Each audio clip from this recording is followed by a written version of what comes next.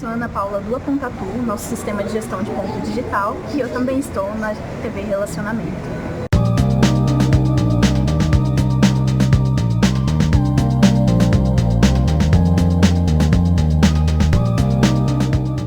Olá, internautas, iniciamos mais um programa Gestão Executiva. Eu estou no meio acadêmico há muitos anos e tive a honra de alguns anos atrás conhecer um profissional carismático, aquele que pensa realmente fora da caixa, um líder que estimula e inspira principalmente professores e alunos. Denis Lopes, mais uma vez, gratidão por você ter vindo aqui, tá? Prazer, Kendi, é um prazer estar aqui na TV Relacionamento. Perfeito. Conta um pouquinho para os internautas aí, um pouquinho da sua trajetória profissional, como que você acabou abraçando o mundo acadêmico e nunca mais largou também. Bom, vamos lá, meus amigos. Eu gosto de começar falando que muitas vezes a gente olha apenas a foto e não vê o filme por trás de toda aquela história. Então eu gosto de contar o filme. A foto hoje, essa pessoa aqui de blazer, né, que parece uma pessoa bem sucedida, e ocupei cargos de reitoria de grandes universidades no Brasil, não só em São Paulo, mas em diversos estados. E as pessoas no primeiro momento pensam, isso é muito fácil. Né? É fácil para você estar ali, parece que foi um poder divino, que foi uma herança, e nada disso foi herdado. Eu comecei a trabalhar com 15 anos vendendo vela na porta do cemitério. É isso mesmo. A vida não foi fácil, mas conforme outras pessoas já relataram aqui no seu programa, que eu tive a oportunidade de assistir, existe algo em comum nas pessoas que conseguem exercer liderança e serem bem-sucedidas. E eu acho que a perseverança é não desistir, mesmo em meio às adversidades. Meus pais se separaram em 1980, quando eu tinha 7 anos de idade. Naquela época não era muito comum uma criança ter os pais separados. Eu estava na primeira série.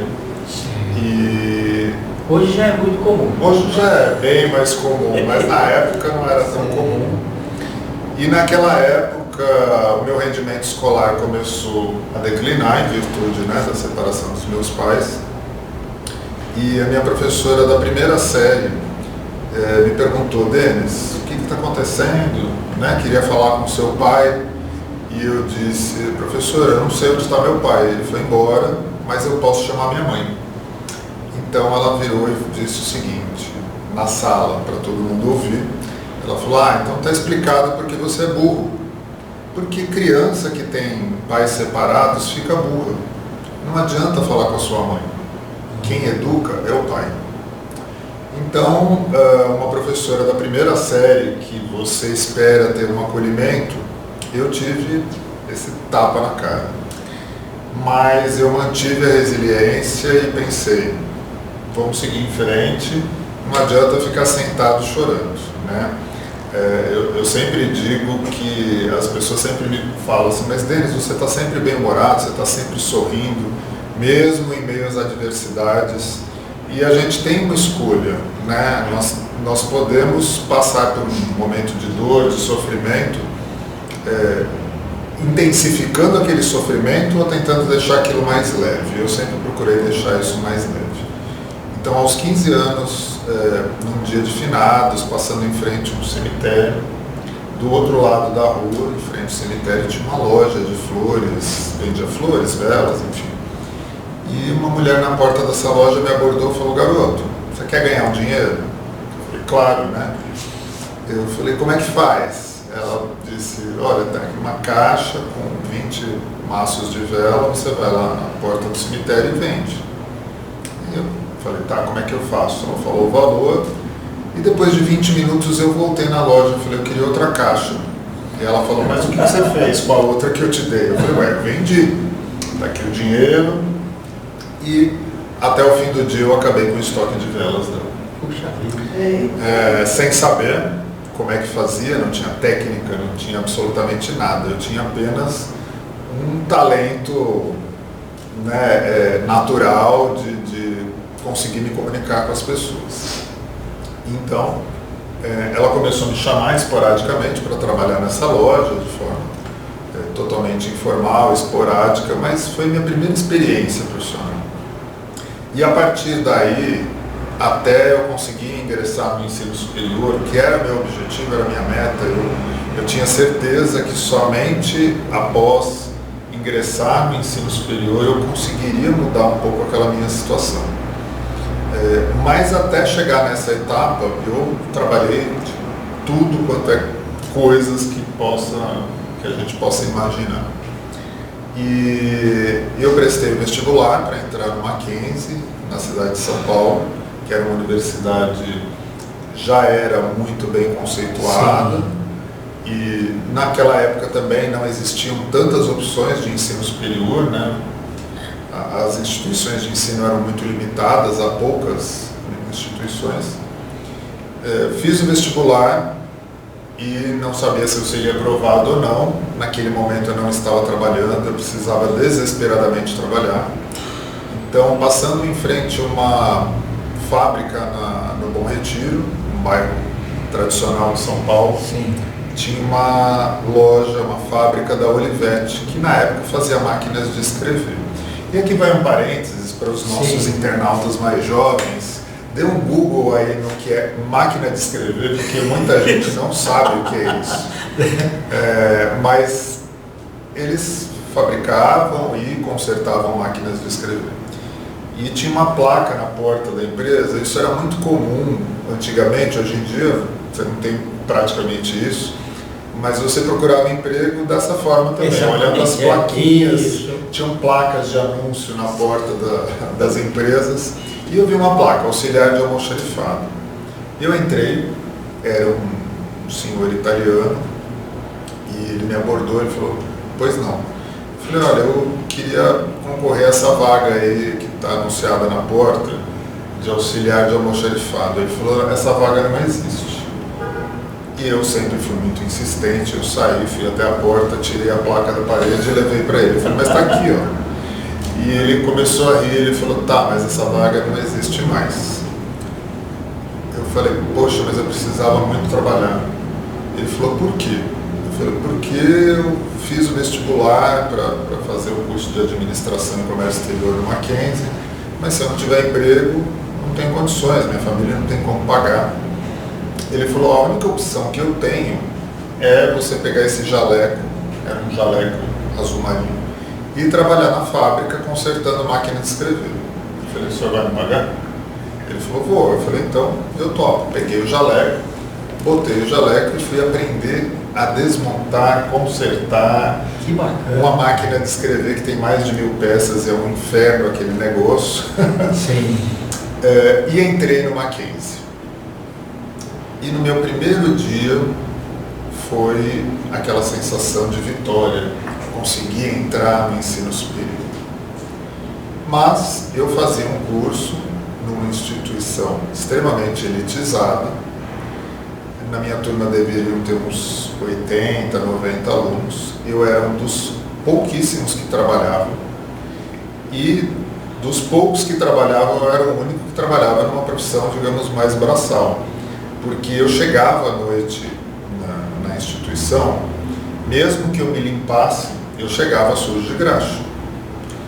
Então, obviamente, naquela época não se usava o termo bullying, mas vocês podem ter certeza que eu sofria assédio e bullying todos os dias. E todas as noites, quando eu saía do campus e ia para casa no caminho, eu tinha uma certeza que eu iria desistir do curso. Porque era muito humilhante. E eu pensava, eu não preciso passar por isso. Mas eu chegava em casa, tomava um banho, comia alguma coisa, e no dia seguinte eu insistia, eu falava, não, eu vou passar por isso. E olha que incrível, né? Ao longo da minha jornada no ensino superior, eu consegui uma proposta para trabalhar na Editora Abril, na área de importação e exportação, e depois eu recebi um convite para trabalhar numa multinacional suíça. Então, ao longo do tempo que eu estava no curso, eu me tornei o único aluno da sala que trabalhava na área de comércio exterior. Puxa. Então, de patinho feio, eu virei estrela, porque todos os professores queriam saber o que eu fazia na prática. Eles davam aula de uma coisa que muitas vezes eles nem sabiam como é que funcionava. É só seguir a emenda. Até que um dia eu recebi uma proposta dessa multinacional que eu trabalhei para trabalhar na Áustria. Eu falei, caramba, e agora, né? Mas aceitei o desafio, participei de diversos projetos de logística internacional. Então eu trabalhei em 17 países e eu me especializei naquele momento numa área da logística chamada transporte de cargas especiais. Então eu transportei uma baleia viva de avião, transportei um espelho de um satélite. No México eu fiz o transporte de um meteoro que estava dentro de um museu e a gente teve que tirar esse meteoro dentro do museu e levar para o aeroporto, para uma exposição nos Estados Unidos. Trabalhei em Macaé, no norte do Rio de Janeiro, em plataformas de petróleo. Em Fortaleza, trabalhei num projeto de cabos de submarino, que é da Alcatel, que hoje em dia é a Alcatel Lucent, e eles têm uma rede de telecomunicações que vai de Fortaleza até a Inglaterra, totalmente submersa. Isso. Só que eu era um profissional já bem sucedido, era diretor de logística internacional de uma multinacional suíça, tinha viajado para vários países, mas faltava um propósito. Eu não sabia o que era esse propósito, porque não é algo fácil de se achar, está escrito no manual. Mas em 2004, há exatamente 20 anos atrás, um colega de trabalho falou, Denis, tem uma instituição de ensino que começou a ofertar cursos tecnólogos, é um curso superior, Sim. mas ao invés de ser um bacharelado, é um curso tecnólogo de 2 anos e tem um curso na área de logística, mas a gente não acha profissionais que queiram lecionar nesse curso. Você não queria dar aula? E aí naquele momento eu falei assim, nossa, dar aula, mas eu nunca me imaginei numa sala de aula, trabalhando na área de educação. Mas eu pensei, bom, quanto tempo? Ele falou, não, é só uma noite na semana. Eu falei, tá bom, não vai atrapalhar tanto as minhas outras atividades, e aceitei. E no meu primeiro dia de aula, quando eu entrei na sala, passei o meu conteúdo, quando terminou a aula, eu percebi que eu tinha achado meu propósito. Quando os alunos vieram me abordar e relatar o quanto tinha sido incrível a minha aula, além do conteúdo, né, de eu ser uma pessoa próxima, eu lembrei daquela minha professora da primeira série. E aí eu me conectei com o meu propósito. Eu falei, meu propósito é trabalhar com educação. Então eu comecei a migrar da área de logística para a área de educação. E estou nessa área há 20 anos. Então na área de educação eu comecei a atuar como professor, depois eu me tornei coordenador de curso, fui diretor acadêmico, pedagógico, fui diretor de unidade e nos últimos anos assumi a reitoria de algumas universidades. Então eu trabalhei em Salvador, trabalhei em Brasília, Rio de Janeiro e aqui em São Paulo também. O ano passado eu completei 50 anos, eu estava trabalhando como reitor da Universidade Unigran Rio, no Rio de Janeiro, que é uma universidade que tem mais de 50 anos, é considerada a melhor do estado do Rio de Janeiro e a 6ª melhor do Brasil. Então foi um trabalho que me deu muito orgulho de realizar, mas a minha família estava em São Paulo e eu falei, bom, vou fazer uma transição de carreira. Então, no ano passado, em 2023, voltei para São Paulo no final do ano para poder também dar mais atenção, me dedicar à família. E esse ano eu estou num outro projeto que tem muita conexão com a educação, tem muito a ver com essa área, mas é um projeto na área de aprendizagem de jovens em situação de vulnerabilidade. Maravilhoso. Então, atualmente, eu trabalho no Instituto Saber Aprendizes, que é um instituto que nós já formamos mais de 52 mil jovens e atualmente temos 9 mil jovens neste processo do programa do Jovem Aprendiz, que é um programa do Ministério do Trabalho, e nós, o Instituto Saber, é uma ONG sem fins lucrativos, está presente em vários lugares de São Paulo, no interior, na capital, no Rio de Janeiro, em breve em Brasília também, fazendo esse trabalho que é extremamente valoroso, que também tem tudo a ver comigo, com o meu propósito, que é de ajudar jovens a se formar, a conseguir o seu primeiro emprego, porque eu passei por isso e eu entendo o valor disso. Então nós trabalhamos com treinamentos profissionais para dar oportunidade desses jovens ingressarem no mercado de trabalho de uma forma mais organizada, mais eficiente, trabalhando com tecnologia. Então isso, para mim, é muito importante, faz muito sentido hoje trabalhar com propósito. Para finalizar a minha fala, deixando uma mensagem, eu entendo que é possível, não é utópico. Tem muitas pessoas que falam, isso não existe, trabalhar com propósito, você não ganha dinheiro. É possível a gente ganhar dinheiro suficiente para a gente conseguir realizar os nossos sonhos. Mas eu quero ser milionário. Então você tem que pensar em outras coisas, Eventualmente você pode ficar milionário, mas eu acho que dá para a gente ser feliz com um rendimento adequado para a nossa realidade e também trabalhar com algo que gera valor para a sociedade, que tem um propósito para você em primeiro lugar. Sim. Você descobrir aquilo que você tem talento, que você gosta, que te faz feliz e que faz o outro feliz também. E não é utopia, é realidade, é possível. Não é fácil, não é do dia para a noite que a gente descobre isso, não tem um manual, mas ele começa pelo autoconhecimento. Então é a gente se despir da gente mesmo e entender aquilo que a gente gosta de verdade e pensar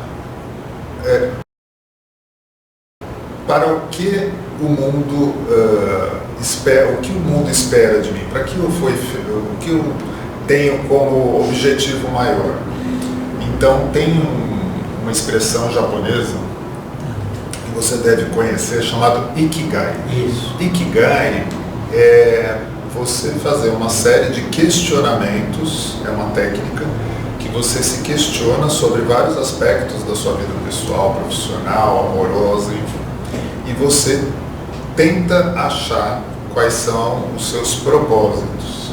E isso é muito importante. Então, falando aqui para a TV Relacionamento, para quem está nos acompanhando, entendam, é possível, basta a gente querer, não adianta ficar na cama o dia inteiro, porque isso não vai cair do céu, precisa esforço, trabalho, boa vontade, mas é possível.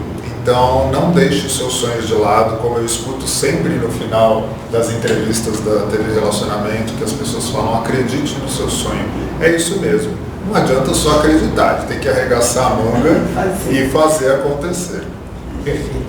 Denis, gratidão, viu? Muito obrigado. Eu que agradeço. Eu pedi para você deixar seus contatos, mas eu queria só falar assim, o Ikigai, além dele ser um propósito de vida, ele é uma razão de ser. E muitas pessoas acabam partindo desse mundo sem descobrir essa razão de ser. Então precisa ser feito esse esforço aí, da pessoa com ela mesma para tentar descobrir. Parabéns aí, viu? Obrigado. Pode deixar seus contatos, por favor. Eu vou deixar. Eu tenho minha página pessoal do Instagram, é Denis Lopes 73. A página do Instagram de onde eu trabalho atualmente é saberaprendizes.org.br. Então, também se eu puder fazer, não uma propaganda, mas chamar esses jovens a partir dos 14 anos, jovens em situação de vulnerabilidade, quer a sua primeira oportunidade de emprego para ter renda, nos procure, Saber Aprendizes. Muito obrigado. Obrigado a você. Internautas, com os agradecimentos então a esse talentoso e inspirador, Denis Lopes, nós finalizamos mais uma gestão executiva. Grande abraço e até a próxima.